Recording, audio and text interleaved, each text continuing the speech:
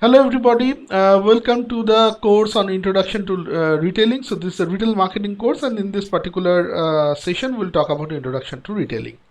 So this is Dr. Shagata Chatterjee from VGSOM IIT Kharagpur who is taking this course for you, and hope we will have a wonderful journey on this course. This is week 1 and first session, and in this particular week we are basically will be giving you a basic idea about what retailing is, what are the different types of retailing that are available, and etc.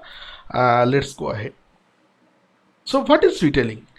So retailing is basically a business of selling goods and services. So this is simply, it's not a business of creating goods and services.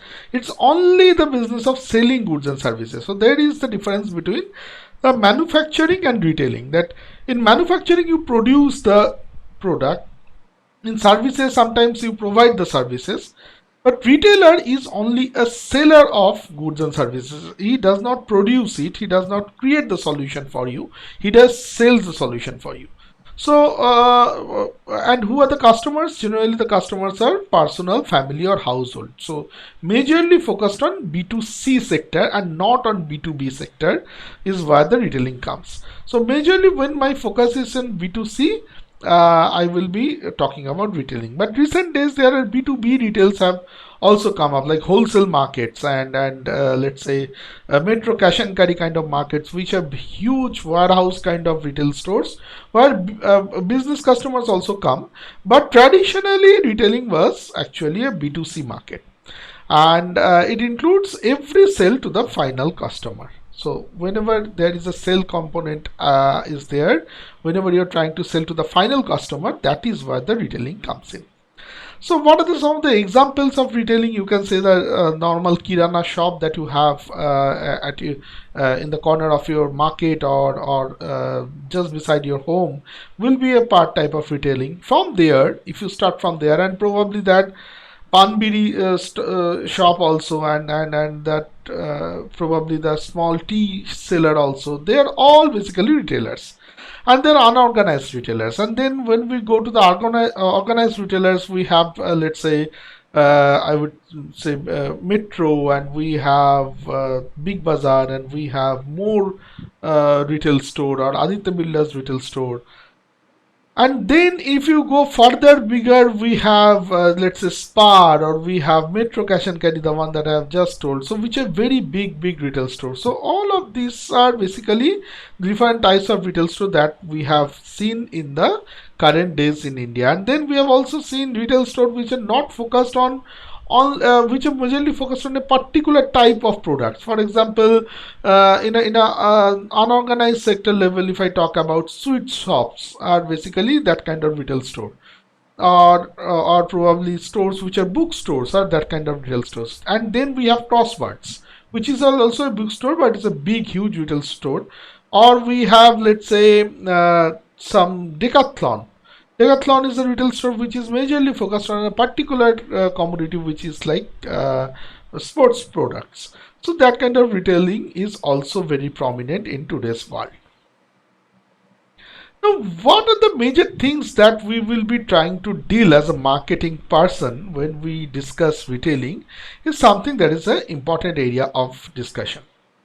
So there are various questions that comes up. So one of the very basic question that is, how can we best serve our customers and earning a fair profit? So how can I make money and at the same time I can give good services to my customers is something which is a very basic requirement of any successful business which is sustainable for a long period of time also. How can we stand out in the competition? So whatever I am doing, if my competition also does that, then there is a problem. Then the customers can choose any one of them. So how I can deal with this competitive environment? And if you know that competition can come from multiple places, we have studied in marketing one that there are different types of competition. Competition can come from your competitors. Competitive environment comes from the consumer also. That consumer is very well aware. They have lots of information and they ask you lots of questions. With that also creates a competitive environment.